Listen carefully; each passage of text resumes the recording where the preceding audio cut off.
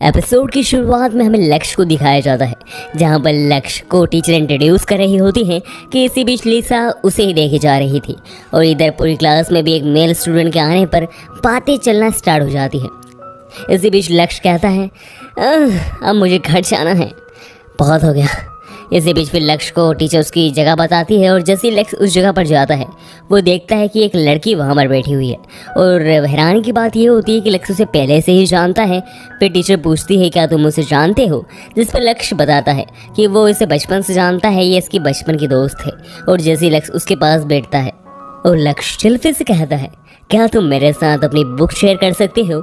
इस जगह पर शिल्पी बिल्कुल उसे इग्नोर करे जा रही थी। इस जगह पर लक्ष्य फिर धीरे से कहता है क्या तुम मेरे साथ बुक प्लीज शेयर कर सकती हो। इस जगह पर शिल्पी कहती है कि वो उसे उसके पुराने नाम से बुलाए, जिस पर लक्ष्य कहता है कि वो तो उसे इस नाम से बचपन में बुलाया करता था। जिस पे फिर लक्ष्य शर्माते हुए आखिरकार शिल्पी से कह ही देता है फिशन क्या तुम मेरे साथ अपनी बुक शेयर कर सकती हो। इस जगह पर इस नाम को सुन के पूरी क्लास वाले हंसने लगते हैं। इस जगह पर इन दोनों के ये सारे सीन देखकर लिसा भी बहुत ज़्यादा गुस्सा कर रही होती है। इस जगह पर वो गुस्सा कर रही है या फिर जल रही है ये तो हमें बाद में पता चलेगा। वैसे इसी सीन के साथ हमारा सीन शिफ्ट होता है। इसके बाद हमें आफ्टरनून में एकेडमी का सीन दिखाया जाता है, जहाँ पर सारी लड़कियां लक्ष्य के आसपास होती हैं क्योंकि पूरी एकेडमी में अकेला लौंडा है भाई मेल। इस जगह पर सारी लड़कियां लक्ष्य पूछ रही होती हैं कि क्या वो उसकी इस चीज़ में मदद कर सकता है, उस चीज़ में मदद कर सकता है और ऐसी सारी रिक्वेस्ट कर रही होती है। इस जगह पर लक्ष्य बड़ा परेशान होता है। इस जगह पर लिसा भी बहुत जल रही होती है कि आखिर ये सब लोग लक्ष्य के पीछे क्यों पड़े हैं। इस जगह पर लक्ष्य को बहुत जलन हो रही होती है उस लड़की से, इसलिए लिसा भी फेवर लेकर लक्ष्य के पास जाती है और उससे कहती है कि क्या तुम मेरे केयर टेकर या फिर असिस्टेंट बनोगे। इस जगह पर लक्ष्य समझ नहीं पा रहा होता है आखिर लिसा उससे चाहती क्या है। इस जगह पर लिसा लक्ष्य से कहती है कि ऐसा मैं इसलिए कह रही हूँ क्योंकि तुम मुझे बहुत अच्छे से जानते हो।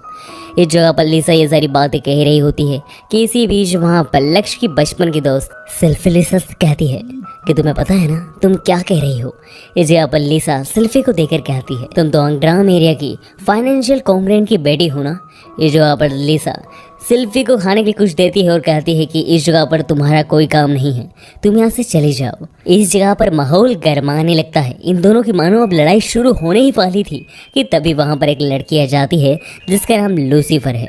और लूसीफर इन दोनों लड़की से कहती है कि लक्ष्य को टीचर बुला रही है और उसके बाद वो लक्ष्य को लेकर बाहर आ जाती है। इस जगह पर लक्ष्य बाहर आते से ही समझ जाता है कि लूसीफर ने असल में ये झूठ इसलिए बोला ताकि उन दोनों की लड़ाई ना हो। इस जगह पर लक्ष्य लूसीफर को इसलिए थैंक यू कहता है, पर इस जगह पर लक्ष्य लूसीफर से पूछता है कि आखिर तुमने मुझे इतनी दूर एकेडमी से क्यों लाई। इस जगह पर लूसीफर लक्ष्य को बताती है कि क्या तुम्हें पता है ब्लैक हीरो के बारे में। इस जगह पर लूसीफर लक्ष्य से सरकाज़म में बात कर रही थी। इसका अंदाज़ा लक्ष्य को भी लग जाता है और उससे पता लग जाता है कि लूसीफर को उस पर शक है। इस जगह पर लक्ष्य थोड़ा परेशान हो जाता है। इसी के साथ हमें अगले सीन में काली कोठरी का सीन दिखाया जाता है, जहाँ पर हम दो लोगों को देखते हैं, जहाँ पर हमें पता चलता है उनमें से एक तो लक्ष्य है और दूसरा असल में लक्ष्य का बड़ा भाई फ्यूजल है और फ्यूजल लक्ष्य की स्वाट देख रहा होता है। इस जगह पर लक्ष्य कहता है कि वो इस बार कम से कम लोगों को मारना चाहता है। इसी के साथ फ्यूजल हंसता है और हमारा ये सीन भी कट हो जाता है। Guys story episode by episode और भी ज़्यादा इंटरेस्टिंग होती जा रही है। वैसे गाइस इसके बाद हमें नेक्स्ट डे मॉर्निंग का सीन दिखाया जाता है, जहाँ पर हम देखते हैं कि लक्ष्य उठते हुए अपनी आंखें खोल रहा होता है। इसी बीच उसे कुछ महसूस होता है और वो घबरा जाता है और वो अपने साइड में सेल्फी को देखता है। असल में सेल्फी उसके साइड में ही पूरे रात से बेड में सो रही थी। इस जगह पर लक्ष्य कुछ समझता कि तभी वहाँ पर एक लड़की आ जाती है सेल्फी को बुलाते हुए और वो लक्ष्य और सेल्फी को उस कंडीशन में देखकर गलत समझ लेती है और ये पूरी बात पूरी एकेडमी में वायरल हो जाती है, सारे लोगों को पता चल जाती है।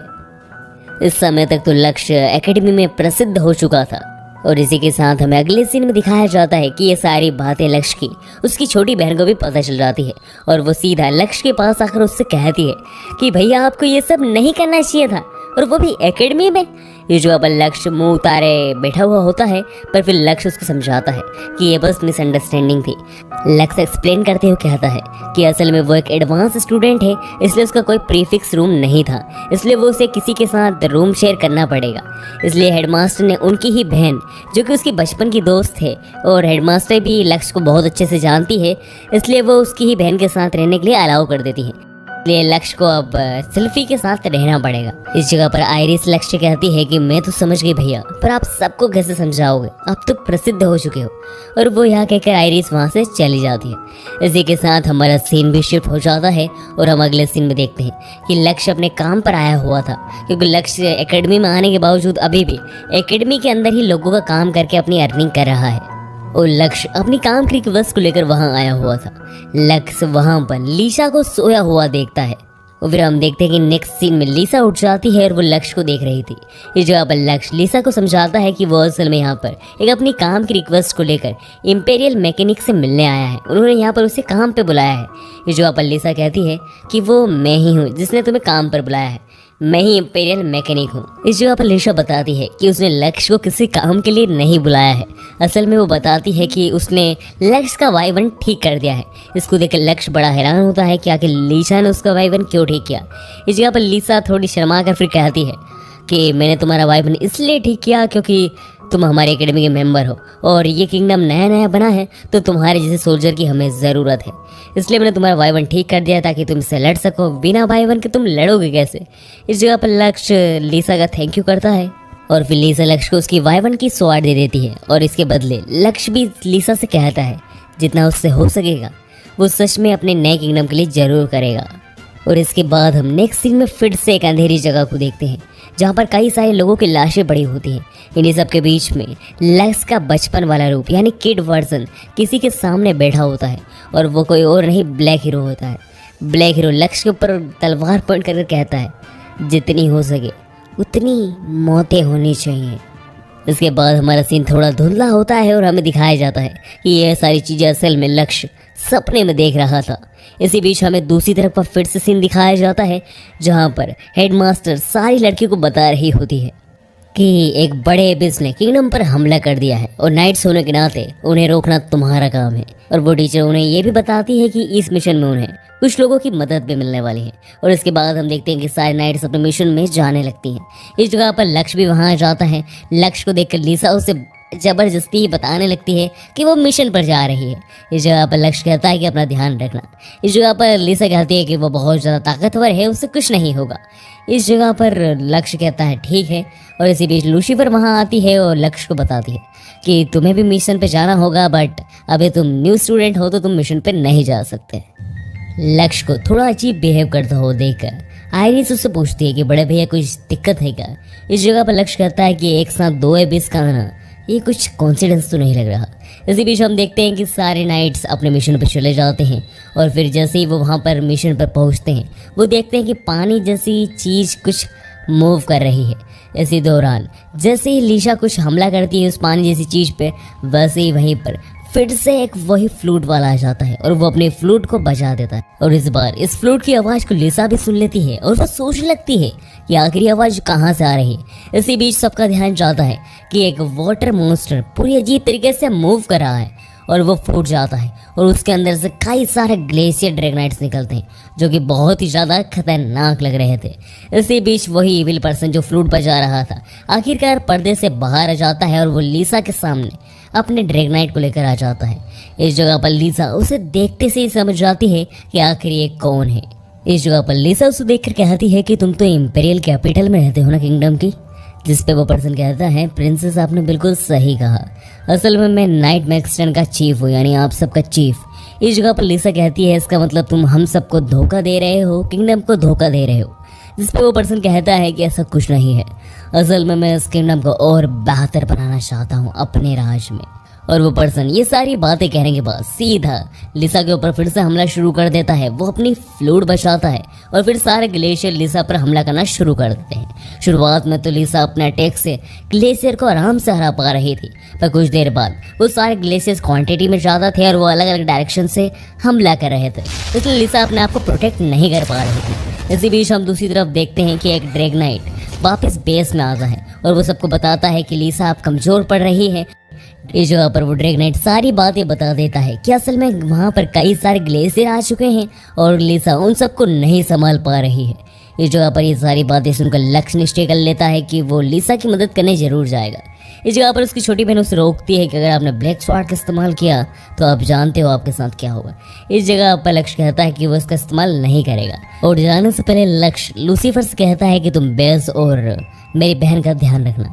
और इसी के साथ हमें बैटलफील्ड का सीन फिर से दिखाया जाता है, जहाँ पर हम देखते हैं कि सारे ड्रैगनाइट्स तो हताश हो चुके थे क्योंकि ग्लेशियर की क्वांटिटी कम ही नहीं हो रही थी और वो किसी को भी हरा भी नहीं पा रहे थे।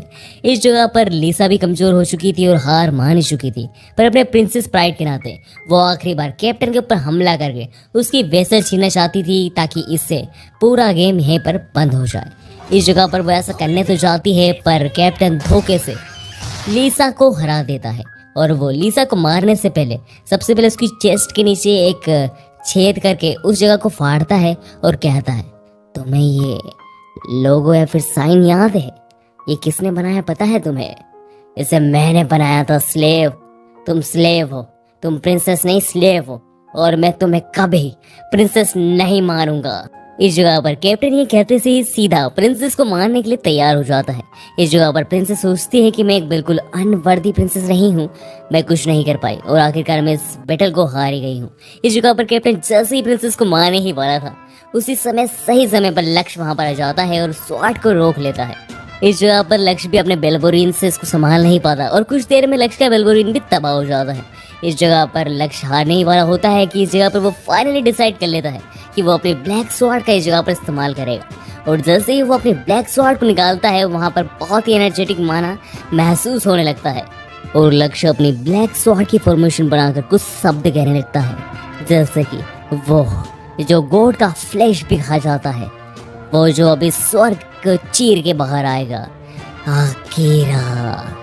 और लक्ष्य के यह कहते से वहां पर एक बहुत ही खतरनाक ब्लैक ड्रैगनाइट समन होने लगता है, जिसकी वजह से हर जगह बिजली कड़कने लगती है और ऐसा लग रहा था ये ड्रैगनाइट तो एक ही बार में इस पूरी धरती को तबाह कर देगा। उस ड्रैगनाइट को देखकर सारे लोग घबराने लगते हैं कि आखिर इतना पावरफुल ड्रैगनाइट किसी के पास कैसे हो सकता है।